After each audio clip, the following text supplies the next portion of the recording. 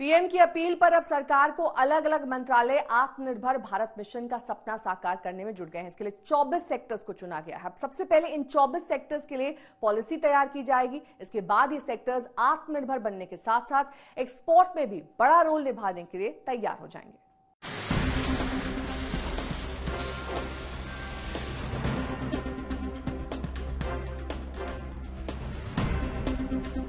आत्मनिर्भर भारत मुहिम पर अब जोर शोर से काम होने लगा है। देश को आत्मनिर्भर बनाने के रास्ते में आने वाली तमाम अड़चनों को समझकर सरकार ने एक्शन प्लान तैयार कर लिया है। शुरुआत में उन सेक्टर्स पर सरकार काम करेगी जिनमें आत्मनिर्भर भारत का रास्ता हासिल करना आसान है। इस योजना के तहत department for promotion of industries and internal trade यानी DPIIT ने 24 प्रमुख सेक्टर्स का चुनाव किया है। इन सेक्टर से जुड़े मंत्रालयों को देश को आत्मनिर्भर बनाने और मैन्युफैक्चरिंग को बढ़ावा देने के लिए एक एक्शन प्लान पर काम करने को कहा गया है।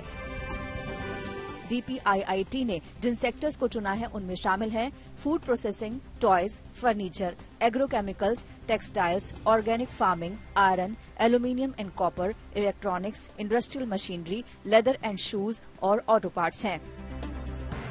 कॉमर्स एंड इंडस्ट्री मंत्रालय के मुताबिक जिन सेक्टर्स को चुना गया है उनसे जुड़े मंत्रालयों की प्रतिक्रिया मांगी गई है। इन सेक्टर्स को आत्मनिर्भर बनाने के लिए किस तरह से इंसेंटिव और पॉलिसीज की जरूरत है, इस पर मंत्रालय आगे काम करेंगे। उद्योग जगत ने भी सरकार की इस पॉलिसी का स्वागत किया है और उनका मानना है कि आत्मनिर्भर भारत के मामले में ये कदम गेम चेंजर साबित हो सकता है।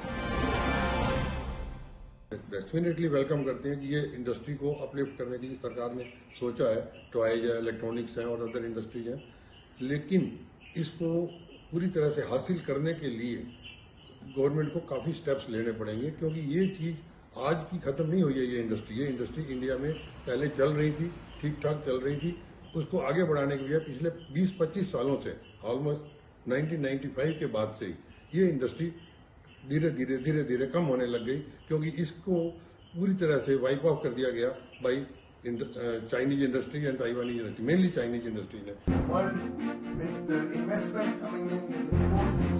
सरकार इन सेक्टर्स में देश को आत्मनिर्भर बनाने के साथ ही भारत को ग्लोबल सप्लायर के रूप में स्थापित करने पर काम कर रही है।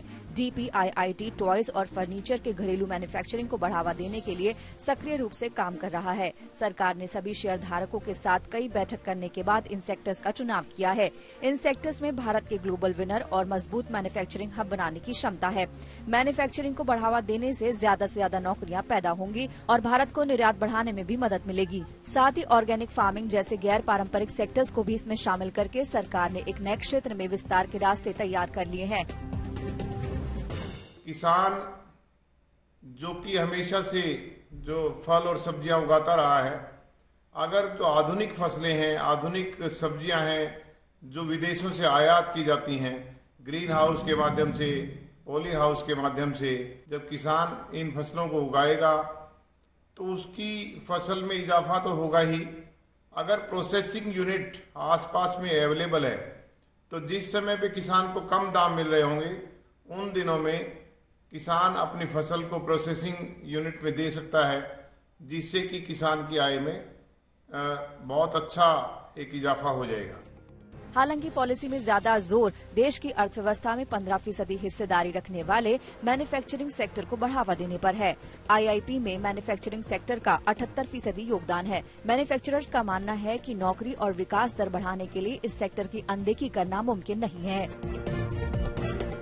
उम्मीद है कि अब सभी मंत्रालय इस पर तेजी से काम करेंगे और अपने हिसाब से पॉलिसी तैयार करेंगे। केंद्र सरकार भी वक्त पर मंजूरी देकर इसे जल्द लागू करके देश की आत्मनिर्भर बनने की रफ्तार बढ़ा सकती है। आज तक ब्यूरो।